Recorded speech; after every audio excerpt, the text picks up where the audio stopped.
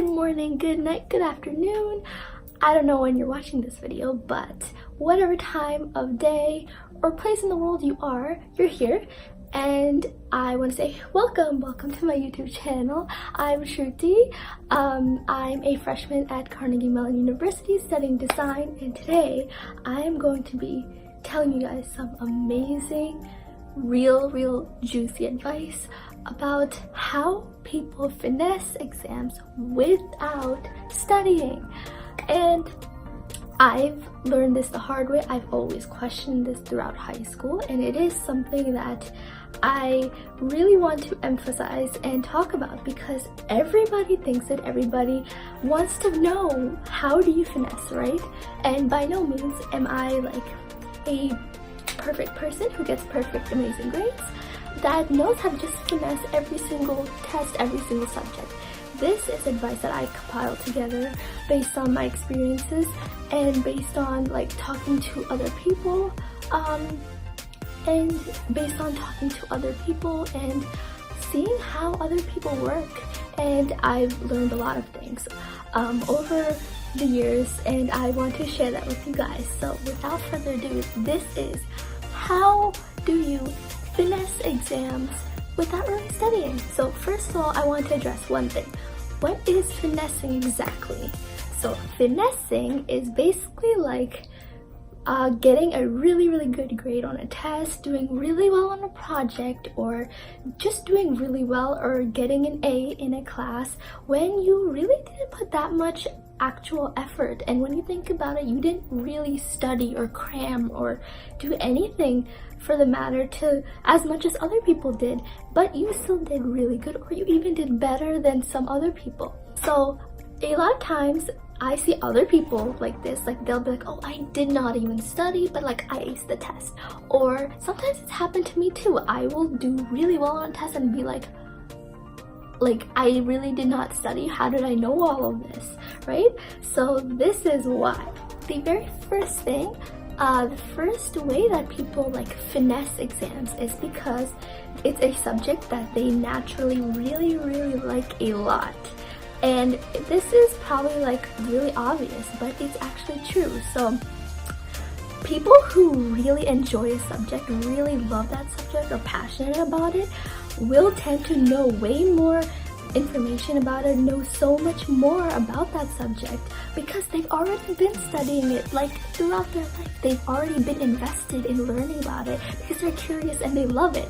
And you can take people who really like math and science, for example, especially here at Carnegie Mellon. There's so many of those people here. And something that I found is that everybody's so passionate about the field that they're in that they've dedicated almost their whole life to learning and growing and just exploring and just being so curious about the world. So they know so much already.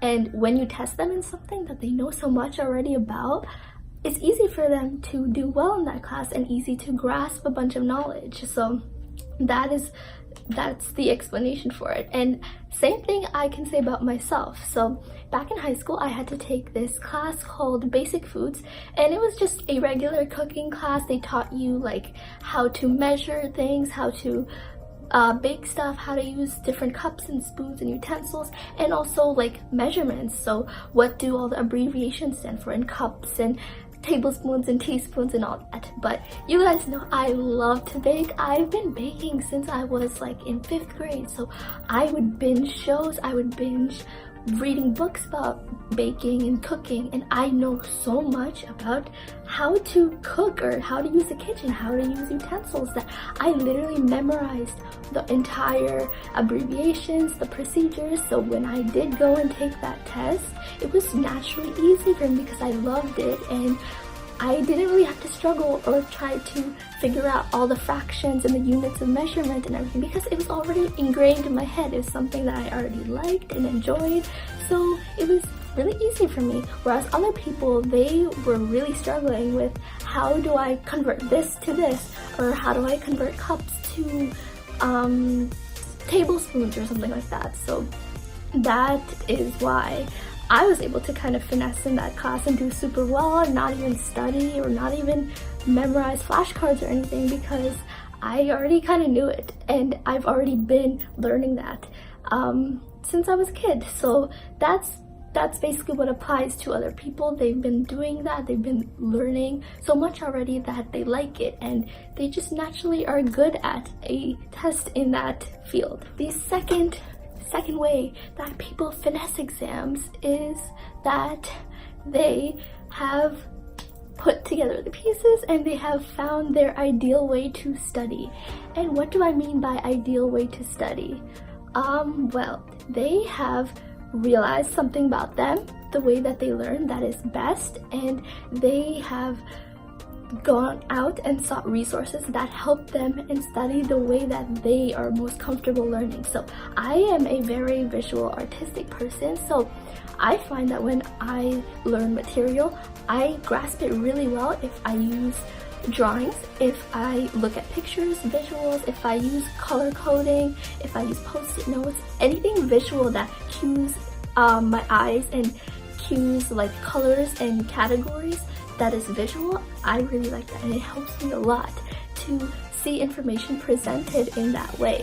Whereas for other people, they'd be sitting in a class, and I know you know some people like this, that they'll just be sitting in the class, just like no notebook, no pencil out. They'll just be watching the teacher and just absorb everything through their ears, and they wouldn't take any notes. They would just absorb everything, and then they do super well on the test because that person is really good with kinesthetic learning, so hearing and listening to what is around them and really absorbing that. So people who are good at music will really do well in these types of classes, maybe like a history class or a lecture class, because all they have to do is just sit and just absorb everything. And naturally, that is how they learn best. That is how they ace that test, because they already know everything because they paid attention and it's stuck in their heads. So go out and find the best method that you vibe with, that will help you. It could be visual, it could be kinesthetic, it could be even like gestural. So suppose you like invent some kind of acronym or like gesture and figure out some way to like touch your face and your shoulders and like do the Macarena and like remember things. Anything like that will help you and will help you do really good on your test, and that is how you finesse. That is how you do super well. And yeah, the third way that people finesse is because they study bit by bit. And I did say that finessing means you don't study at all, but that is not the case. That is actually false. There's no person that has not studied for a test, because just because they didn't do it the night before doesn't mean it's not studying. They may have done it earlier.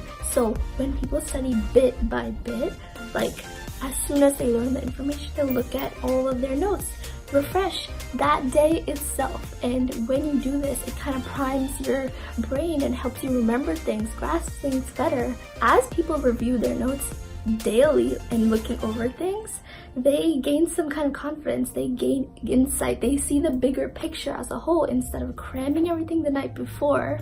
And because they have this confidence, they don't really have to go back, they don't have to study and cram the night before. They can just take it easy, they can relax, they can go in, take that exam and ace it, because they've bit by bit been studying or have been seeing and reviewing that material as they have gone along.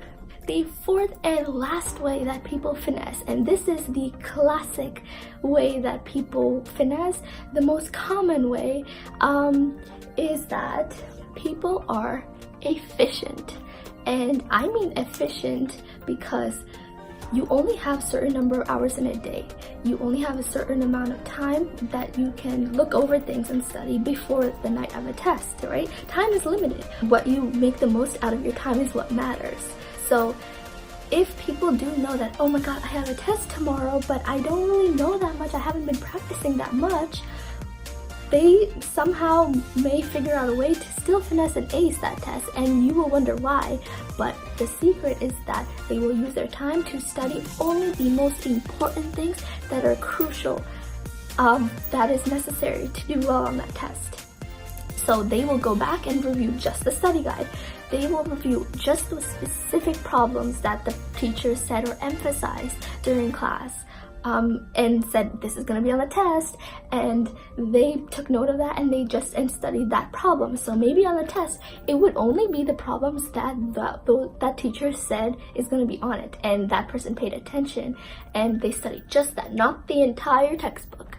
Or what people do is they use Quizlet, and Quizlet is an app, I think, yeah. It's an app, it's a website online that you can make flashcards, but for many subjects that are common around the world, like psychology, like history, there's so many students that already have made pre-made Quizlets, and you can go and you can search the ones that are public, and people study off this, so they do not waste time making their own Quizlets.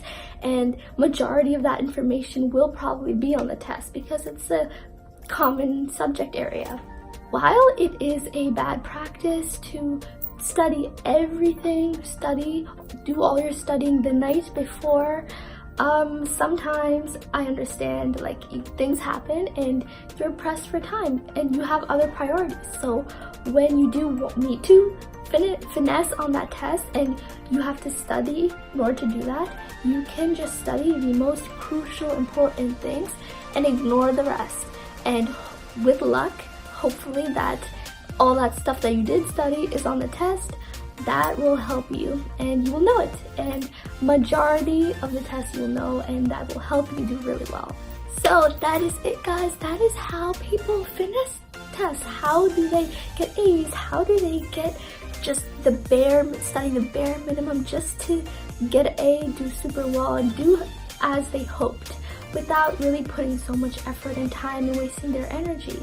And now you know the secrets on how you too can finesse. And when anybody comes up to you and tells you, I did not study at all, I didn't even touch the book, but I still aced it, you don't need to believe that, because they somehow did study over a period of time or have found some creative way to absorb the information, and they're just not telling you that, but now you know. So thank you guys so much for watching. I hope this helps you a lot and that you do so super duper well on any of your tests and exams, and I wish you all the best of luck.